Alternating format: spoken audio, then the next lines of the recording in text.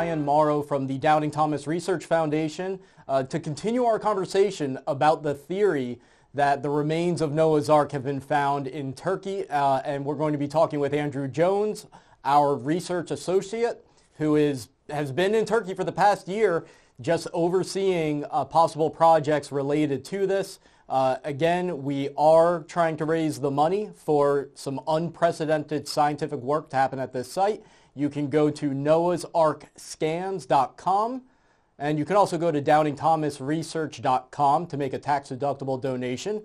But check out both sites. And Andrew, but before I get to the next question, I just want to reiterate something, which is that I wrote this site off. And that's largely because of Google. I thought that there was a consensus that this is just a really weird coincidence, a weird geological anomaly in the area, which is a broad area of where Noah's Ark should have landed. And because I Googled it and I came away with the idea that that was the consensus, it kind of felt to me as if the defenders of this just couldn't let it go. They just couldn't let it go and face the facts. But like I said in the other video, once these new scans were done and I learned about the significance of what was found in there, strong indications that this is a man-made boat-shaped object, and some of the other things that you've told me, I really had to reconsider my position, and that's why I said Doubting Thomas Research Foundation needs to get behind this. So can you talk to us a little bit about the GPR scans that were done, and tell us a little bit about the team that did it? I mean, was the team just fans of the site? Did they believe this was the remains of Noah's Ark? Were they devout Christians and therefore biased? Give us an idea of just how objective this team was. Now, I'm standing here actually where the 2019 GPR survey had found right below the surface here those angular structures. And that was about 20 feet below, about 7 meters. And so it was throughout this whole area that are possible rooms to Noah's Ark. Now, of course, excavation or core drilling would give us more details about those angular structures that we're seeing below the ground. But that was one of the exciting things from that trip, where we brought in this crew that had nothing to do with promoting this site as Noah's Ark or even had heard of this site. And they were able to obtain this very interesting results showing the angular structures right here. And then on the other side of this boat formation, they were able to see parallel lines about 8 to 9 feet below the ground. There you go. It's like a cross section. Yeah. And that's 8-9 feet down. Wow. Yeah. That's nice. Now, the archaeologist who looked at this data, he basically said that this would be the perfect spot to do an excavation to check out what these angular structures are and what these parallel lines are, because usually in nature you do not see stuff like that. So I want to emphasize a point, which is that at the time when this site was dismissed as a geological anomaly, this technology wasn't around. This is new information that you're hearing. This site was dismissed back in the 80s, the 90s, but now, because of the scans that Andrew is talking about, it's caused myself and others, including Turkish scientists, to reconsider this formation and whether it's man-made. I mean, I've taken these scans and I've shown the pictures of them to people I know who are more familiar with boats than I am, people from the Coast Guard, for example. And I said, what do you think of this? Am I misinterpreting it? And they responded back like, no, that seems pretty clearly the hull of a ship. So that's really amazing when you think about it. Now, these scans have been done with strong indications that this has man-made structures as part of it, and that there's some type of structure going beneath the surface, particularly in that hole type area. So Andrew, it's my understanding that these scans are what convinced Turkish scientists that they wanted to get involved with this. Because if they thought it was crazy, they wouldn't want to be attached to it in any type of public way. And certainly the Turkish scientists were aware that this site had previously been dismissed, but then the scans were done and they had to revise their opinion, and now they're eager to get started.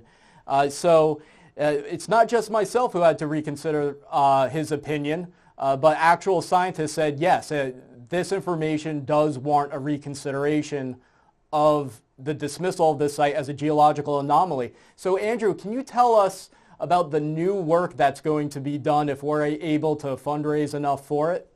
Now we're going to do core drilling this summer with your support. We hope to be able to do a complete core drill sample of this site, and that has never been done before. So that's very exciting, because these cores that we're able to drill and to pull out of the site will tell us exactly what are these layers we are seeing on the geophysical scans.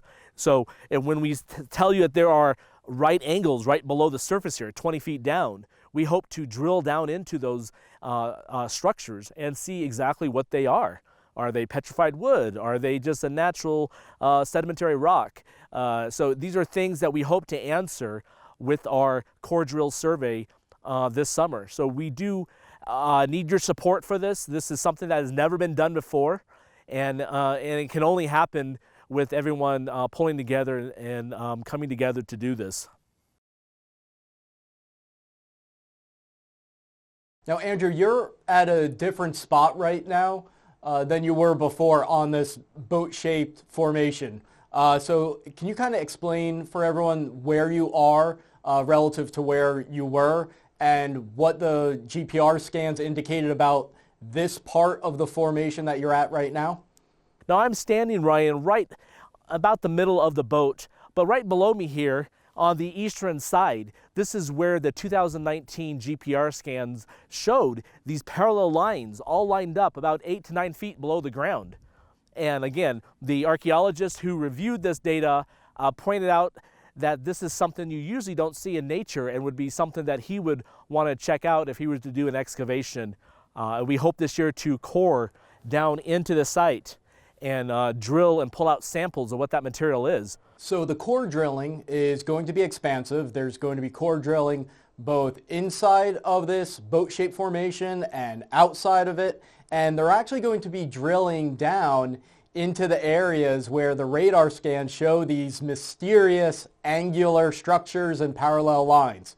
So we're probably going to be able to find out, if we fundraise enough for this, what that is. It's a big mystery. Right now we don't know. And you can't settle the debate about whether this is a geological anomaly or some man-made boat-shaped object, which some say could be a match for Noah's Ark, until we figure out the answer to that question. What is this? So I'm excited about that. I'm really excited about solving that mystery. And one other point I want everyone to understand: the scientists have told us that erosion is starting to really damage this site. So I think the one even said that every single year there's going to be visible degradation of the site. And so years from now, the opportunity to do research like this is going to decrease or be lost. I'm sure there'll always be able to be research done, but your ability to do that research won't be as good as it is now. So we need to move quickly, and what the Turkish scientists have advised us on is what we need to do in order to start the preservation of this site, and then after that, the actual excavation. But we're going to know a lot from this first phase. In fact, we might even be able to determine whether this is a geological anomaly or a man-made boat-shaped structure. So that doesn't take away from the significance of what we're proposing. But if it is a man-made structure, then we definitely need to preserve it, and we definitely need to excavate it. And that's only going to happen if all of you out there band together with other people interested in this site and enable us to do that. So you can go to nuh'unscans.com, nuh'unscans.com, learn more about the site, see exactly the budget breakdown, and you can also go to doubtingthomasresearch.com, our website, in order to make a tax-deductible donation. We are a 501c3. So check out both sites and make sure if you want the tax deduction that you're selecting that option if you're at noahsarkscans.com, or just go to doubtingthomasresearch.com. And to thank those who are donating, the first 250 people who donate at least $100 are going to be part of the 250 Club. And there's going to be some special things that we're going to give to those 250 people to thank them for their $100 donation. So if you're really interested in this site, please consider joining the 250 Club. Andrew, thanks so much for being with us. I pray that we'll be able to work together in the future and continue the work at this site. Thank you for everything that you've done.